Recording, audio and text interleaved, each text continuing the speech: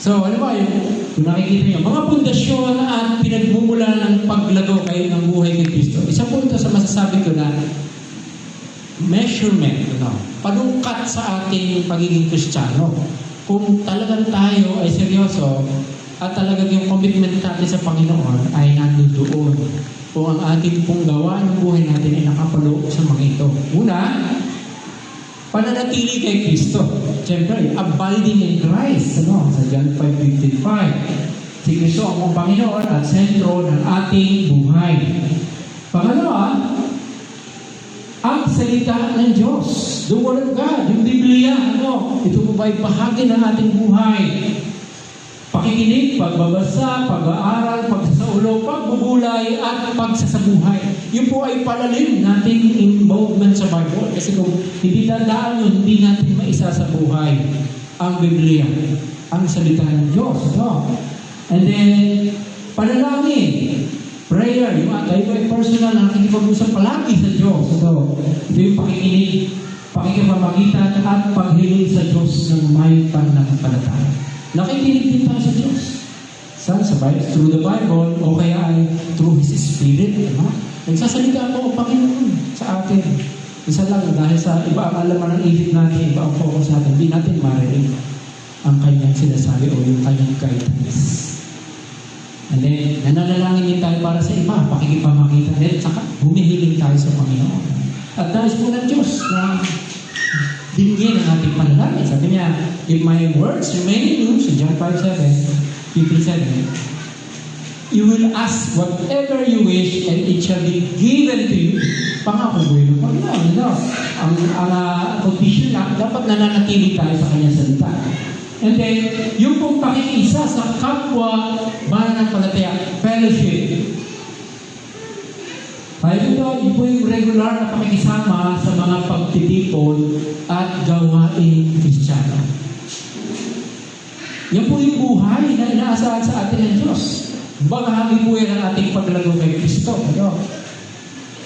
Yan po tayo, siguro ako hindi pa mananampalataya. Kaya alam mo na punta sa church pagka-birthday ko. O kaya Pasko, pagka-Pasko, malilim pa sa labas na ako. Pasko. Pero naging mananampalataya na ako, naunawaan ko.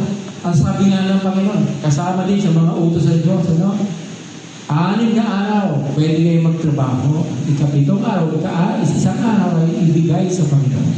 Kasama ng mga kapatiran na sumasamba. So, yun po ay weekly. Hindi po yun once a month, hindi po once a year. Ito ang paraan ng Diyos.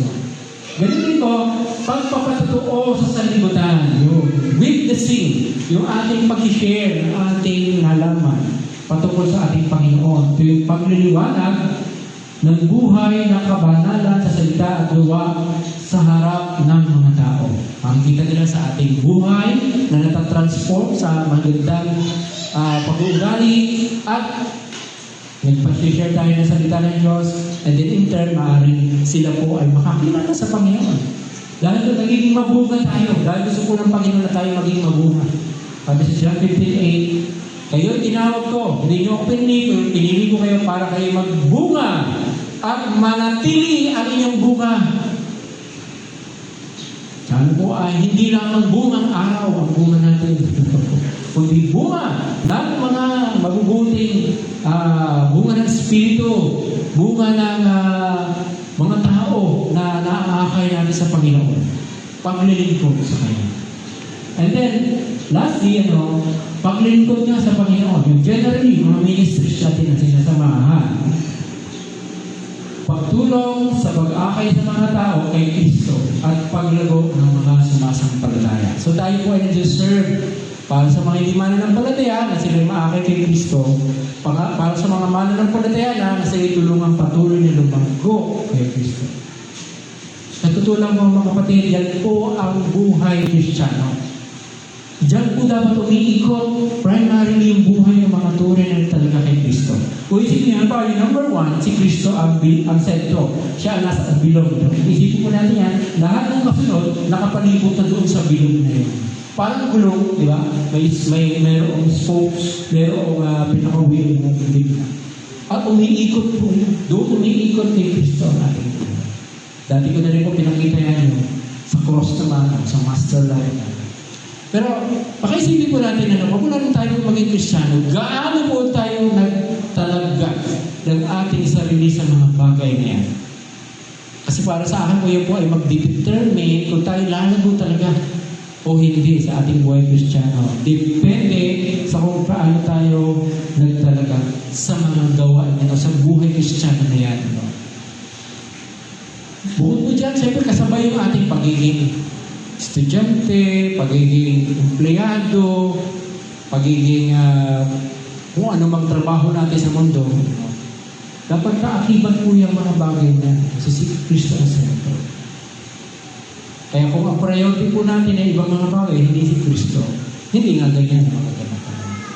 Hindi po tayo makakaasa ng tunay na paglato. Kaya yun po ay patuloy na paalala sa ating mga kapatid.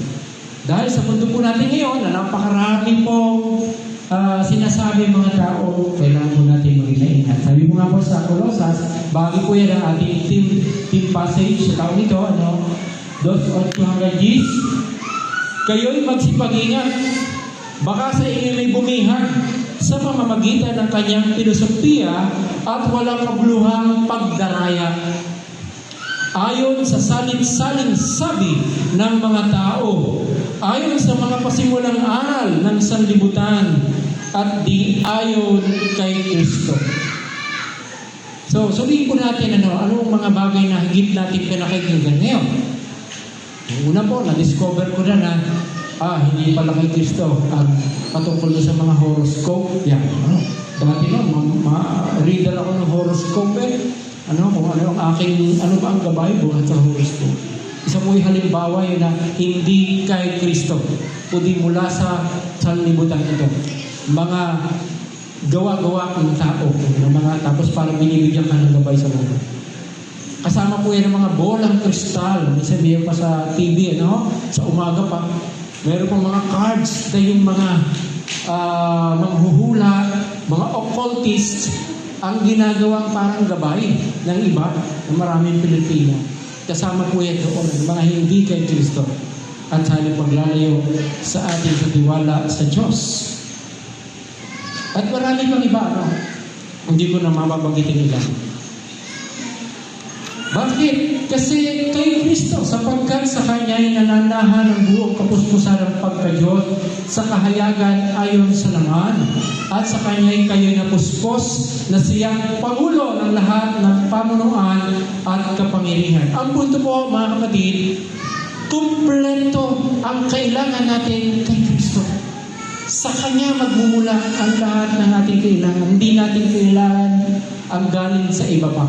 Lalo na sa mundong ito, lalo na yung turo ng mga tao. Mga sariling imahinasyon nila.